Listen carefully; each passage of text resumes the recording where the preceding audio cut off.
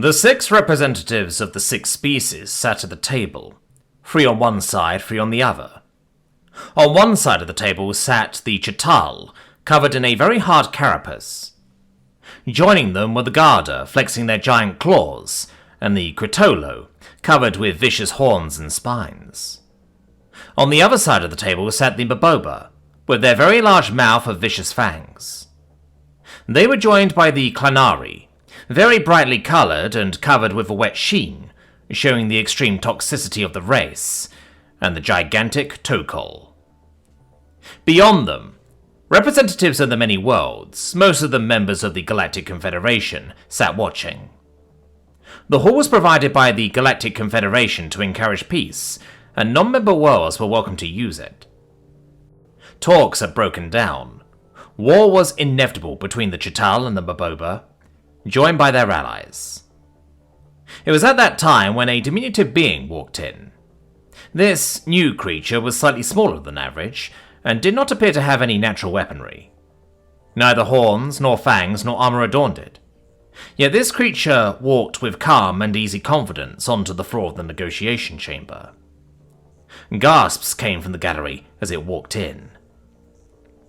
The small creature placed a stack of documents on the negotiation table. I propose these systems go to the Chital, these systems go to the Maboba. With that, the intruder turned and left the negotiation chamber. Once the small creature left, Ambassador Quadnas of the Chital said with a gulp, "I think we should do what the humans said."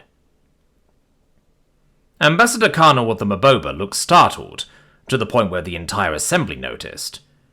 "That creature is a human. Why'd you agree with it?"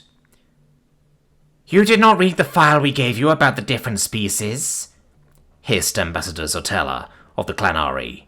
"When you initiated contact, we gave you information on every major species. You are new, but that is not an excuse." "Humans. I recall the file saying they are peaceful and do not fight other systems," said Ambassador Carnal. "You did not read deep enough," said Ambassador Zotella.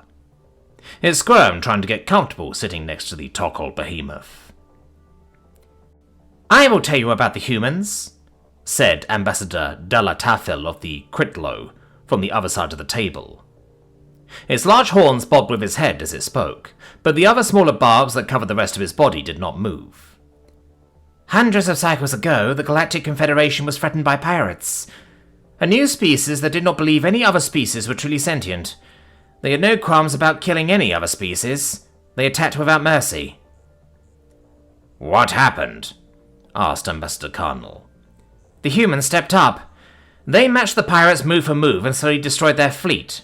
The weird part is that the humans constantly offer the pirates the opportunity to surrender. Every single time the offer was refused, until the pirates were defeated." "And destroyed?" "No. They refused to destroy them. They insisted on giving them a chance.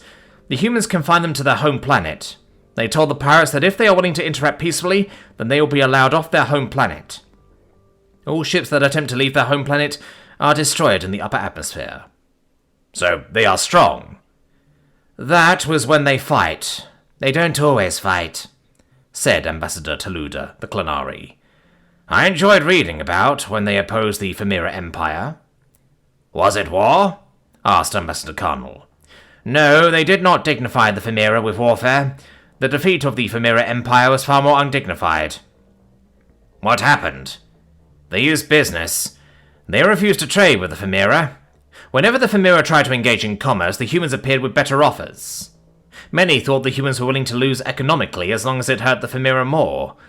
After almost a century, the Femira surrendered unconditionally." Ambassador Carnal shook his head, his large fangs flashing as he did so. "But how? That one we saw had no natural weaponry. It had no claws, no fangs, no horns, no hard carapace." Ambassador Raxalir of the Garda clicked its giant claws. "That is unimportant. It didn't matter when they solved the war between the Ventillo and the Duxipent. That was even more impressive." "Both are in this hall," said Ambassador Carnal. "Did they pick a side? Did they use economic pressure?" "No," said the Ambassador Raxalier. No, they did not choose a side. What they did was even more unusual. They heard that problem could not be solved. They took it as a challenge. They tried to negotiate a peace, but that failed. So they did something else, something no sentient expected. What did they do? They put their entire fleet between the two sides. Nobody knew they had that many ships, even after their war with the pirates.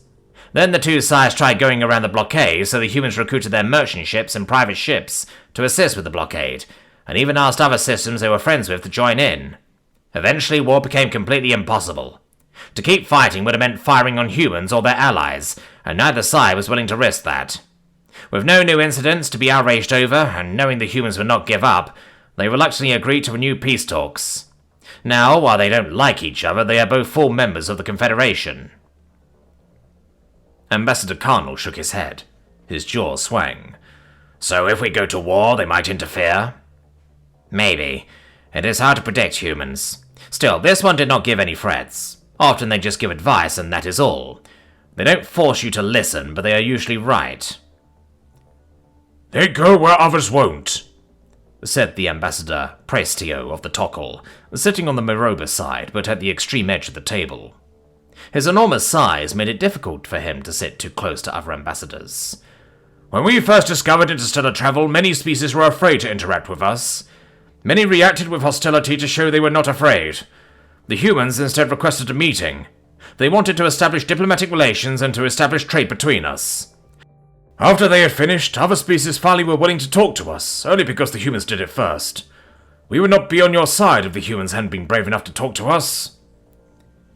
If these humans are so powerful, if these humans are so important, why don't they actually rule this section of the galaxy? Why aren't they the rulers of the Galactic Confederation? They already did that, answered Ambassador Quadnas. They conquered a large section of the galaxy. They had a mighty empire.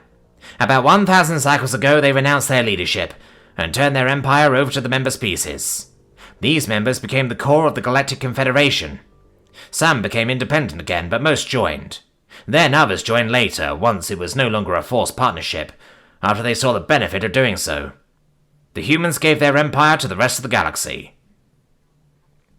Ambassador Carnell looked at his datapad and saw that everything said was true. But why did they renounce their own empire? He asked. They said it was too easy. They wanted to do something harder.